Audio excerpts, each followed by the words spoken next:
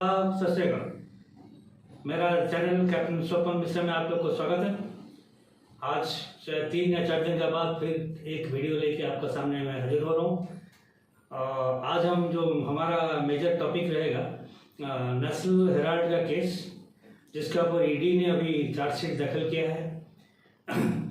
जो इसमें prime accused Sonia Gandhi, Rahul Gandhi, Sam Pitroda और एक सुमन दुबे और यंग इंडिया, ऑस्कर फर्नांडिस, मोतीलाल वोरा। उसमें से मोतीलाल वोरा, ऑस्कर फर्नांडिस जो मर चुके हैं, तो अभी जो जितना बचे हैं, और यंग इंडिया जो एक कंपनी है, इसके बारे में डिटेल्स में आऊँगा। इससे पहले टॉपिक से आने से पहले अभी लास्ट कुछ दिन का जो घटना बड़ी जो हो रहा है उसके बारे में थोड़ा सा डिस्कस कर लेते हैं। एक सबसे बड़ी चीज़ जो कल बड़ी दोपहरी घटना घटी है, अनंतनाग का एक डिस्ट्रिक्ट में, जम्मू का डिस्ट्रिक्ट, उसमें जैसे पुलवामा का हमला हुआ था, इस तरह एक बहुत बड़ा ड्रास्टिक आतंकवादी टेररिस्ट हमला हुआ है पहलगांव में। एक अच्छा टूरिस्ट डेस्टिनेशन है। समर में यहाँ पर इसी टाइम पे बहुत लोग जाते हैं। इसमें अराउंड 28 लोग मारे गए हैं।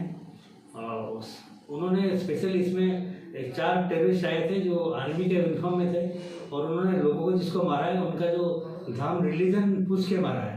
पहले जैसे टेररिस्ट अटैक में वो लोग ऐसे ही मार देते, कोई मरा पता नहीं है, लेकिन यहाँ पर जो रिलीजन पूछ के जो नॉन मुस्लिम है उनको मारा है। उसमें से 2 फॉरेनर भी है, और बाकी हमारा एक नेवी का एक यंग लेफ्टिनेंट है, हमारा उड़ीसा का भी एक इंजीनियर है बालेश्वर का। ऐसे कल बहुत सारी चीज़ जो निकल कर आ रहा है। हालांकि वो जंगल एरिया है, उसको कर्डन कर रखे हैं, सिक्योरिटी है, वो तो आतंकी पकड़े जाएंगे, लेकिन इतना बड़ा आतंकी हमले को अंजाम देने के लिए दैट मीन्स इसमें काफ़ी रेकी किए होंगे, और काफ़ी लोकल मॉड्यूल जो इन्वॉल्व होंगे, जो उसको कहते हैं अंडरग्राउंड ऑपरेटिव्स, जो सप्लाई चेन डेवलप करते हैं, शेल्टर, खाना पीना, वो रहना, वो रेकी वगैरह का फोटो वगैरह सब ये करते हैं। ओवरग्राउंड वर्कर्स भी रहते हैं। तो ये सब NIA तदन कर रहा है, लेकिन ये मेरे ख्याल से 2-3 दिन के अंदर आपको खबर आएगा कि 4 आदमी मारे गए होंगे। तो ये है। दूसरी बात है कि और एक बड़ी इंटरेस्टिंग बात चल रहा है, जैसे वाइस प्रेसिडेंट धनखड़ जी, उनका जो भाषण के बारे में मैंने शायद कुछ दिन पहले वीडियो में बताया था, उन्होंने सुप्रीम कोर्ट को बारे में क्या टिप्पणी दी थी। उसके बाद निशिकांत दुबे हमारा बीजेपी के MP झारखंड है, वो बहुत तेज तरह MP है। उनका भाषण आपने पार्लियामेंट में बहुत बार सुना होगा। वो अपनी मतलब जो बोलते हैं टोटली परफेक्ट बोलते हैं, अपनी प्रिपरेशन इतना सुंदर तरीके से करके आते हैं, डेट टाइम प्रिसाइजली करते हैं, उसको जो युक्ति को कोई काट नहीं सकता। उन्होंने एक ANI को इंटरव्यू में बोला है, supreme court chief justice he is the architect of all the communal violence in India right from the history. उन्होंने बोला है कि उन्होंने शायद मुर्शिदाबाद जो पोस्ट बंगाल का केस उसको लिंक करके बोला है, लेकिन बट उन्होंने कैटेगरी स्टेटमेंट है। दूसरी बात उन्होंने बोला है कि सुप्रीम कोर्ट में जितना करप्शन होता है वो भारत में किसी भी अंग में इतना करप्शन नहीं होता है। उन्होंने रेफर करे थे जस्टिस जसवंत सिन्हा का घर से जो नोट बरामद हुआ, और से बहुत से केस उन्होंने लिख के रखा है। आज उनका ट्वीट आया था 67-68 में जवाहरलाल नेहरू, हालांकि वो नालायक प्रधानमंत्री थे। उन्होंने एक बंदा, उसका नाम मैं भूल रहा हूँ, उसको कोई वकालती या कॉलेज भी नहीं गया था, उसको चीफ जस्टिस ऑफ इंडिया बना दे रहे। ऐसा जो उनके पास सारे डिटेल्स हैं। अगर तो जब कंटेम्प्ट उन्होंने फाइल करने के लिए 2 वकील गए, जो कांग्रेस वाला वकील गए, तो एक 2 जज का बेंच बैठा, 2 जज का जो बेंच बोला है, भैया ये जो है मेंबर ऑफ पार्लियामेंट है, इनका ऊपर कोई केस चलाने से पहले अटॉर्नी जनरल को का परमिशन रहना चाहिए, आप उधर जाओ। उसमें टोटली बंद कर दिया, सुन के पिटीशन को फेंक दिया। उसके बाद फिर एक पिटीशन लेके गए, तो उसको एक नया खंडपीठ जो बेंच 2 जज बेंच बनाया। आपको बता दो, 1 जज बेंच को सिंगल जज बेंच कहते हैं, 2 जज बेंच को डिवीजन बेंच कहते हैं, 3 जज का बेंच होता है उसको फुल बेंच कहते हैं, और बाकी 5, 7, 9 एक्स्ट्रा जो जज का बेंच होता है उसको कॉन्स्टिट्यूशनल बेंच कहते हैं। तो ये जो 2 जज बेंच में फिर गया तो उन्होंने बोला कि उनको एक्सेप्ट कर लिया, BR गवाई ओनली हेड दैट बेंच, जो नेक्स्ट चीफ जस्टिस है उन्होंने उसको सुनने के लिए एक्सेप्ट कर लिया। उन्होंने बोला ठीक है हेयरिंग हम नेक्स्ट वीक करेंगे। तो ये अभी तक का जो ये। चलो अभी हम आते हैं अपनी टॉपिक पे, नेशनल हेराल्ड केस। अभी ये केस हम शुरू करते हैं 1937 से या 1939 से।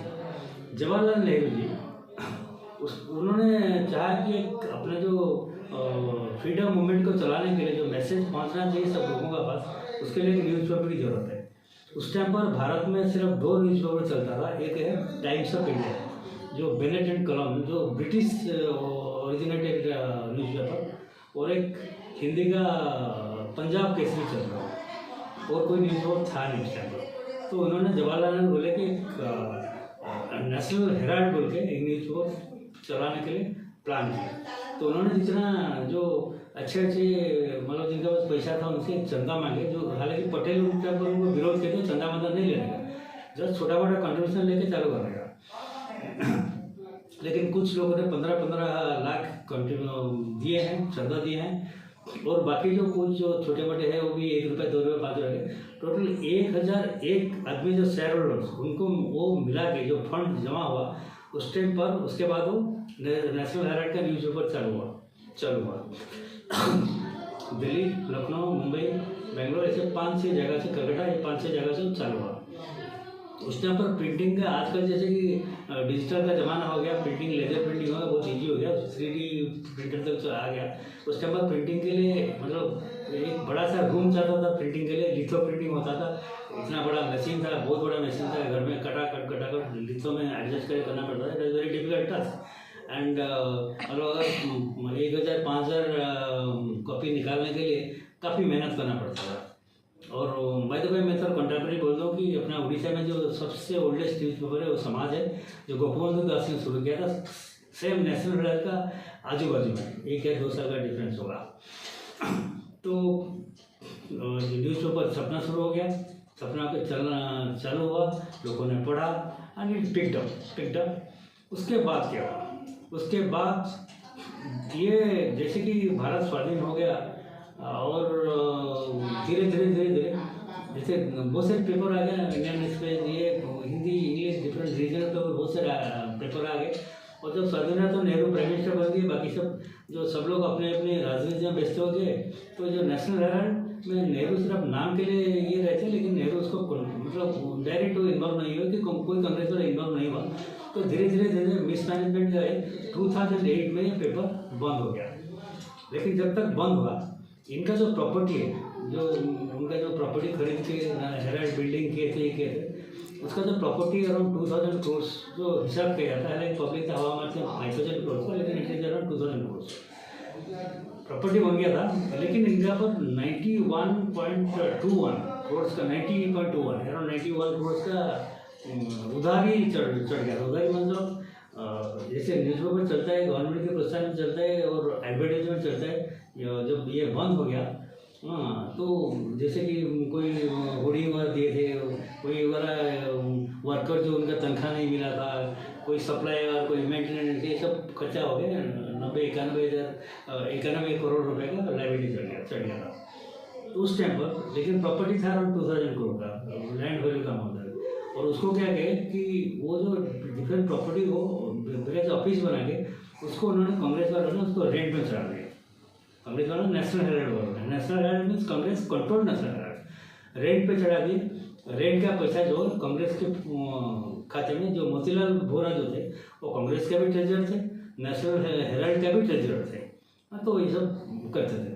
उस टाइम पर जब ऐसा हो गया तो कांग्रेस ने सोचा कि चलो ये जो नेशनल हेराल्ड का जो लैंड एंड बिल्डिंग है उसको हम ले लेते हैं, कब्जा कर लेते हैं। लेकिन डायरेक्ट नहीं कर पाएंगे, क्योंकि नेशनल हेराल्ड का जो अराउंड 1001 जो फ्रीडम फाइटर जो कंट्रीब्यूट करते शेयर होल्डर थे, वो अभी धीरे धीरे बढ़ के अराउंड 5000 करीब है। मतलब शेयर, मेरे पास 100 शेयर है, मैंने सपोज 50 बेच दिया तो अपना 2 शेयर होल्डर हो गए।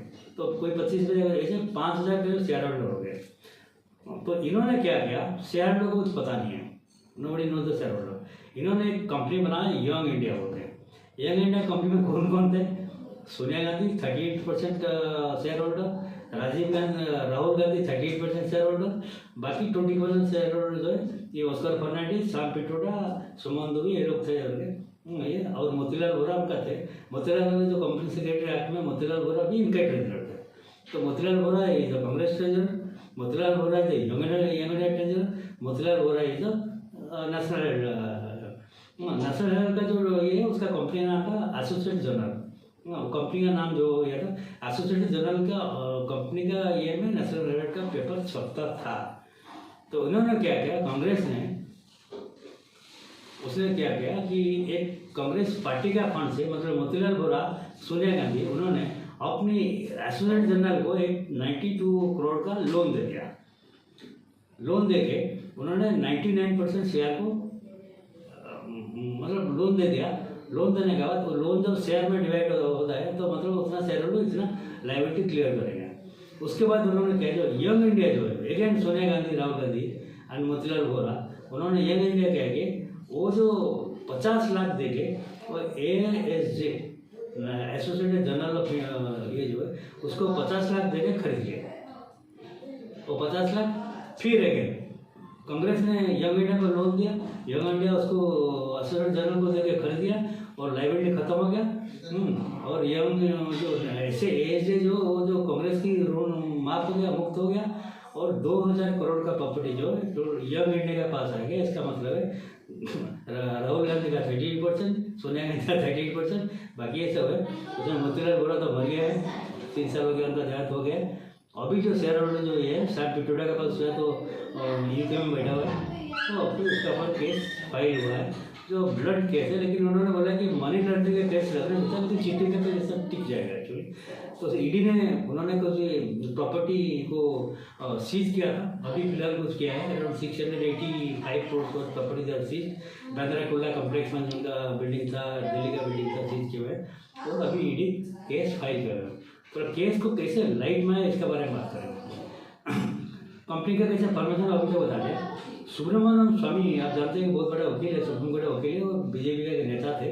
लेकिन एक बड़ी ये जो सोनिया गांधी का डिग्री को फर्जीवाड़ा को पर्दाफाश किए थे वो ही है, वो बहुत मतलब एक बार किसी का पीछे पड़ता तो छोड़ते नहीं एक्चुअली। उन्होंने 2013 में पटियाला हाउस कोर्ट में, जब कांग्रेस की गवर्नमेंट था उस टाइम पर उन्होंने केस फाइल किया था, ये फ्रॉड केस बोल। उसके बाद कांग्रेस क्या किया, इसके अगेंस्ट में हाईकोर्ट गया, दिल्ली हाईकोर्ट गया। दिल्ली हाईकोर्ट देखा कॉलेज ने इसमें लगता है कुछ फ्रॉड है, हम इसको पास नहीं करेंगे, लेट द इन्वेस्टिगेशन कंटिन्यू। उसके बाद उन्होंने सुप्रीम कोर्ट में भी गया, सुप्रीम कोर्ट भी बोला नहीं, ईडी प्लीज कंटिन्यू। तो ईडी अपना इन्वेस्टिगेशन चालू किया। चालू करने के बाद सोनिया को भी बुलाया, राहुल को बुलाया, सबको ग्रिलिंग किए। उसके बाद मोतीलाल वोरा एक्सपायर कर गए। राहुल गांधी बोले कि पता नहीं मोतीलाल वोरा आए थे, कुछ साइन मैन कर दिया, मैं साइन कर दिया, इसने देखा नहीं, पढ़ा नहीं, और ले ला के यंग इंडिया क्या है ये क्या मुझे कोई पता नहीं, मैं यंग इंडिया का हूँ बोल के मुझे खुद ही पता नहीं है। ईडी को ये बता रहे हैं, ये 4th क्लास का लड़का जैसे झूठ बोल रहा है, ये बोले कि ईडी को बेवकूफ़ बनाएंगे। ये बोला बोल गए, ईडी बोला ठीक है बेटे कोर्ट में देखेंगे। तो केस इन्वेस्टिगेशन खत्म होने के बाद ये 8-10 दिन पहले ईडी ने अपना कोर्ट दिल्ली का राउज एवेन्यू कोर्ट में केस चार्जशीट दाखिल किया। इसका मतलब तब तक इनका बेल हो गया था, चलिए सुप्रीम कोर्ट से उन्होंने बेल ले लिया था, बेल पे चल रहे थे। मतलब सोनिया माँ और बेटे दोनों बेल पे थे, अभी जेल में जाएंगे, बेल से जेल में जाएंगे, अभी जाएंगे जब केस फाइनल होगा।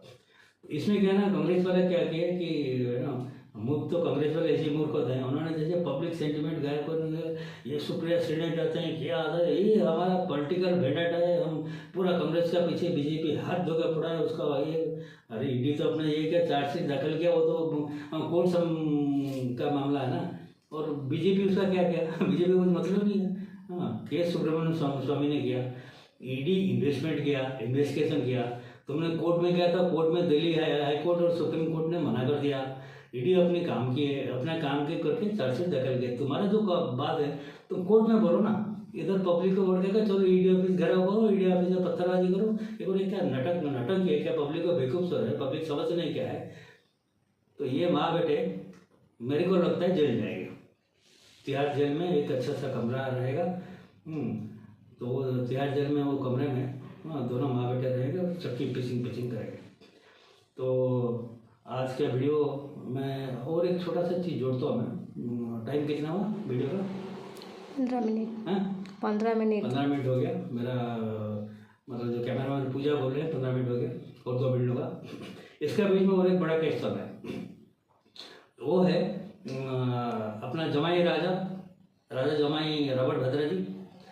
उन्होंने क्या किया, जब हरियाणा में हुड्डा का गवर्नमेंट था और सेंटर में कांग्रेस का गवर्नमेंट था, अपने मनमोहन सिंह जो MMS थे, जिसका गवर्नमेंट का unauthorised head Sonia Gandhi lead कर रहे थे, उस टाइम पर उन्होंने पंचकुला का जगह है वहाँ पर कुछ 4-5-7 एकड़ जमीन जो एग्रीकल्चरल लैंड, उसको मैंने किसानों से कौड़ी का भाव में खरीद लिया। उन्होंने 7 करोड़ में खरीद लिए। उसके बाद मतलब कितना बड़ा प्लानिंग में हुआ। उसके बाद वो जो लैंड सीलिंग को चेंज करके उसको कमर्शियलाइज कर दिया गया। हुड्डा गवर्नमेंट ने कर दिया at the direction from the centre. जब कमर्शियलाइज हो गया तो उसके ऊपर एक DLF थे जिनको हॉस्पिटल सेक्टर KP सिंह आप जानते हैं। KP सिंह पुराना कंपनी है, लेकिन मतलब 46 या 45 कंपनी है। अभी उनका जो ओनर है KP सिंह, जो उनका जो मैनेजिंग डायरेक्टर है। रेट सेट बेसिकली रेट में सर्च करेंगे तो आपको पता था DLF। उन्होंने एक हॉस्पिटल सेक्टर और एक हॉस्पिटल प्लस एक होटल वगैरह बनाने का प्लान किया। जब वो लैंड सीलिंग चेंज हो के कमर्शलाइज हो गया, मतलब एग्रीकल्चर और जो कमर्शियल लैंड हो गया, उस टाइम पर ये ज़मीन को 4 महीने के अंदर अपना जमाई राजा ने रॉबर्ट वड्रा जो अभी तो कोंगी है ना, मूर कोंगी, उन्होंने उसको 57 करोड़ में बेच दिया। तो 4 महीने में 50 करोड़ का मुनाफा। तो ये बात को क्या है कि ये पता नहीं था दब जाता, लेकिन जो पंचकुला का जो किसान है जिन्होंने 7 करोड़ में अपनी ज़मीन बेची थी, जो उनको पता चला, उन्होंने हाईलाइट किया बोले अगर वो 57 करोड़ भद्रा ने लिया है, रॉबर्ट वड्रा ने, तो सर हमको 7 करोड़ में हम क्यों करेंगे, हमको भी कुछ और दो ना। हमारा जो कमर्शियल वैल्यू में तो कुछ बचा दो। ये मना कर दिया। फिर इसमें इन्वेस्टर ED का पास गया है, मनी लॉन्ड्रिंग बाइंडिंग चरवा। ED अभी पहले भी 1-2 बार उसको बुला के कुछ इन्फॉर्मेशन लिया था जब लास्ट इलेक्शन का टाइम है। उसके बाद फिर इन्वेस्टिगेशन करके अभी फाइनल स्टेज में पहुंच जाए। अभी देखना है कि ये जमाई राजा पहले तिहाड़ जेल जाएंगे कि माँ बेटे पहले जाएंगे। अभी इनका भी केस 4 दिन ये 3-4 दिन कंटिन्यूस बुला के ग्रिलिंग किए थे, उनका पास आंसर नहीं है। तो उन्होंने बोलते कि गवर्नमेंट लैंड सीलिंग आप चेंज किए तो मैं क्या कर सकता हूँ, मेरे को कमर्शियल प्राइस ठीक मिला, मैंने 7 करोड़ में खरीदा, 7 करोड़ में बेचा, जो 50 करोड़ का जो मुनाफा कमा उसका अपन इनकम टैक्स दे दिया। तो ये, लेकिन बात ये कि ये तो कोइंसिडेंस नहीं है ना, इसका मतलब तुमको पहले से पता था कि ये होने वाला है, और तुमने उसके बाद भी वो किसान जो तुमको 7 करोड़ में ज़मीन बेचा, उनको तुमने कुछ कंपनसेशन दिया नहीं और कुछ एक्स्ट्रा कंपनसेशन